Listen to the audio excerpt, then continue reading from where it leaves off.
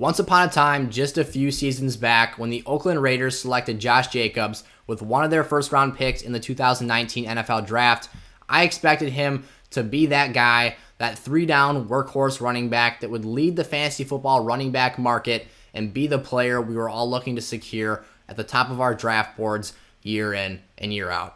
He had everything going for him. He had that RB1 workhorse role carved out in Oakland for him. He had the draft capital investment, a first-round pick. The Raiders were committed to him. He was looking like the guy that was going to have everything going his way in a dream situation with a top offensive line. But over the past couple seasons here, the situation has grown less and less desirable by the year for now the Las Vegas Raiders, who host Jacobs now in year 3.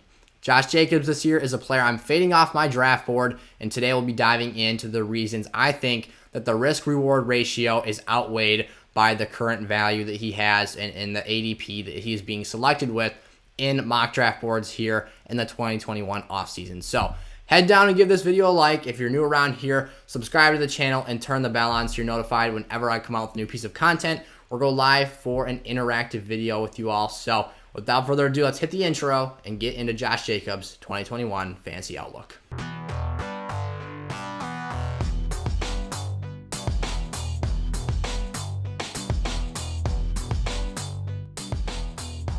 So today should be a bit of a quicker episode. It should be very digestible and easy to consume for those of you that are watching right now, because we're only going to be technically talking in depth about one player, that obviously being Josh Jacobs.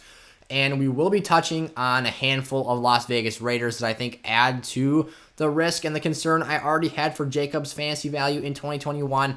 But nonetheless, he is the focal point of this video, and we're going to be diving into why I think he's more of a risky player than he potentially has to reward your fantasy lineups. So let's kick things off here. I touched on this in the introduction, but Josh Jacobs, the 2021 situation, why does this make me even more skeptical about his fantasy value going forward into this season and moving on after that than I would have been in the first place? So on top of the fact that he already has a very limited role as a receiving threat out of this backfield, and the fact that he's very inefficient with the touches he's given, this is going to be a very one-dimensional offense in Las Vegas for the 2021 season. Why do I say that?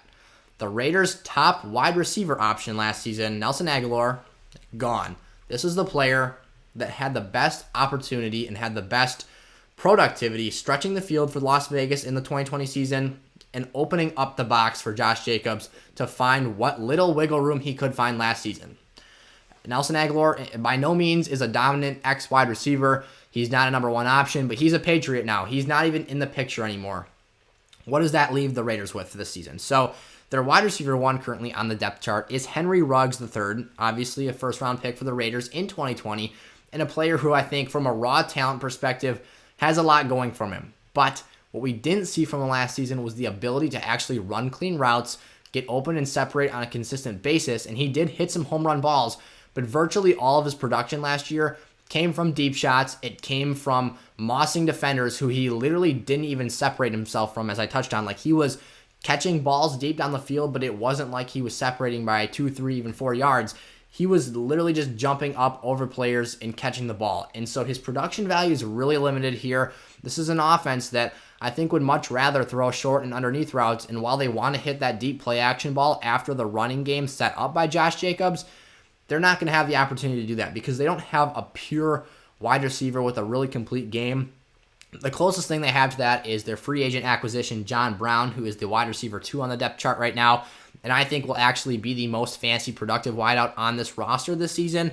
I've got him as a sleeper for this year. I think that somebody has to catch passes there. John Brown's the most comparable player I see on this roster to a Nelson Agholor, even more so than Henry Ruggs, and John Brown does have that deep factor associated with his game, but John Brown's a player who's been getting dinged up. He's probably towards the back end of his career. He's a little bit older now, dipping into his 30s. He can still be a productive player. He's had a really nice career for the Ravens, the Cardinals, and most recently the Bills. So I think he has some value here with a solid quarterback like a Derek Carr. He should be able to get open and separate on occasion, find some space, score some long balls. But I don't think it's going to be quite up to the par that we saw from a Nelson Agholor, because he was crazy efficient last season on his deep balls, and he didn't even crack 50 receptions, but he was still able to have like 8 touchdowns, I believe, and nearly 900 yards. So you're losing a level of efficiency, a level of over-the-top playmaking ability. And then Hunter Renfrow, a completely average slot receiver. This is not really moving the sticks all that much.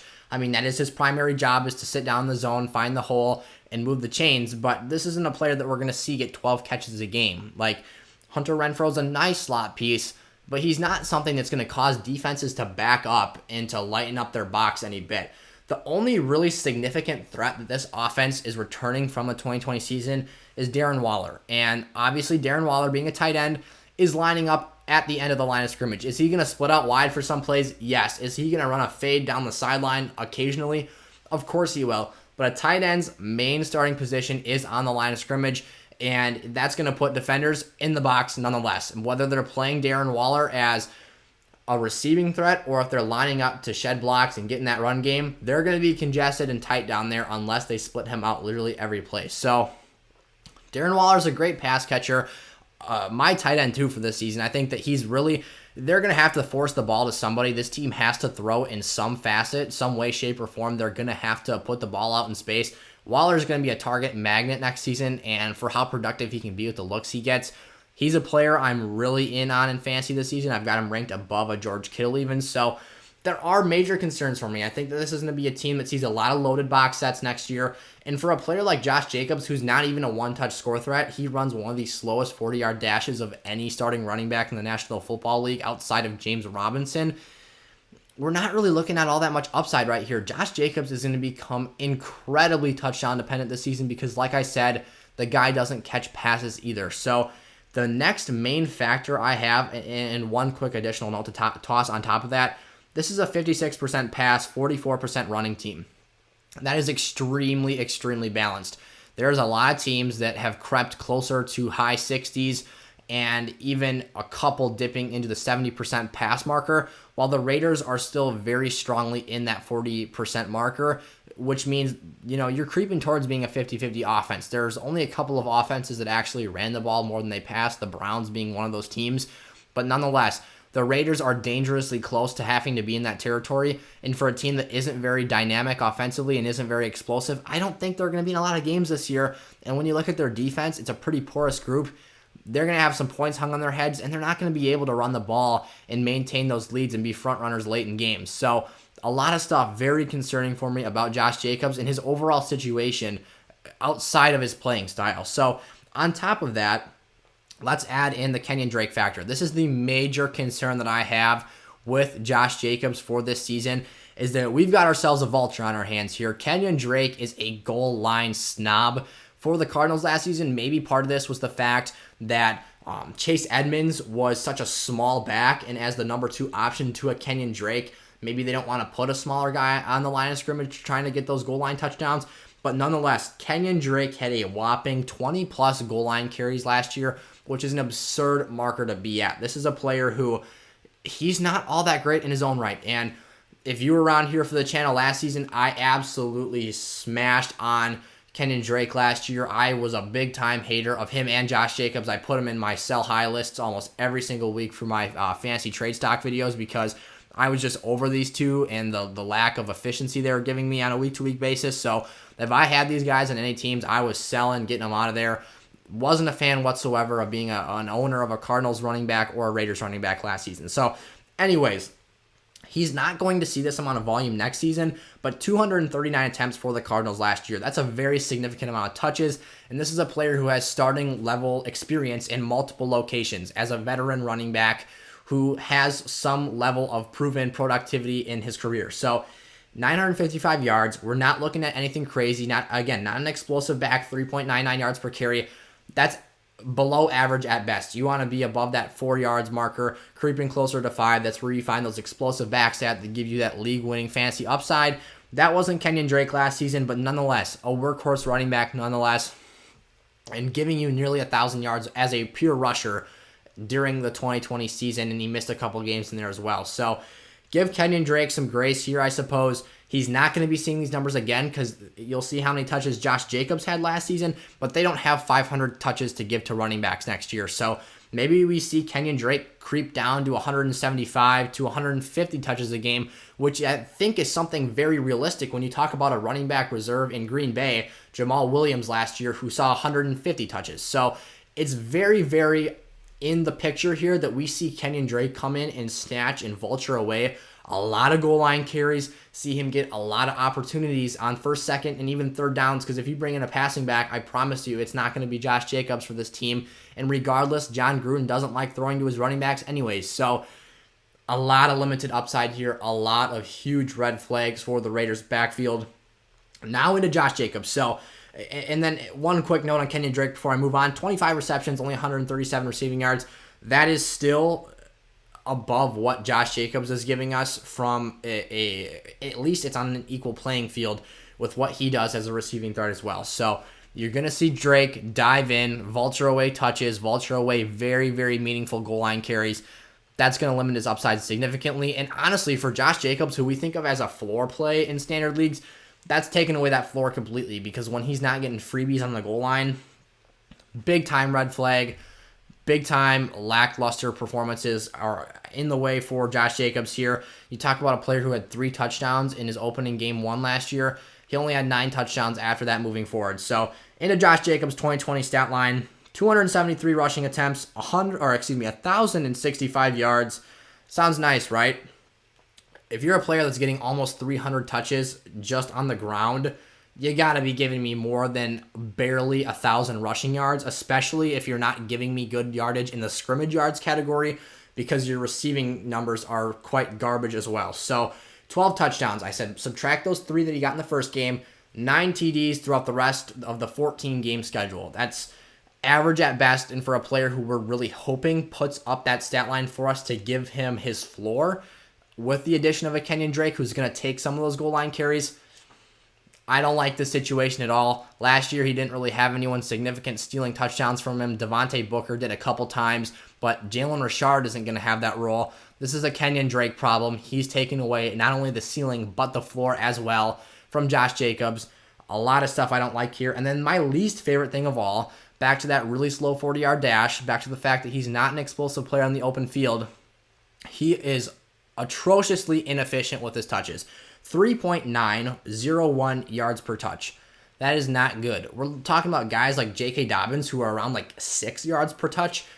That's crazy. That's elite running back potential. That's elite running back talent and potential to have the opportunity to break out runs in open space and give you top-end caliber fantasy production. That's what we're looking for. I would rather have a player who gives me less volume and gives me more efficiency that turns into higher-end production and a higher ceiling than I would a guy who has a lot of touches and doesn't do a lot with them. And that's what Josh Jacobs was last season.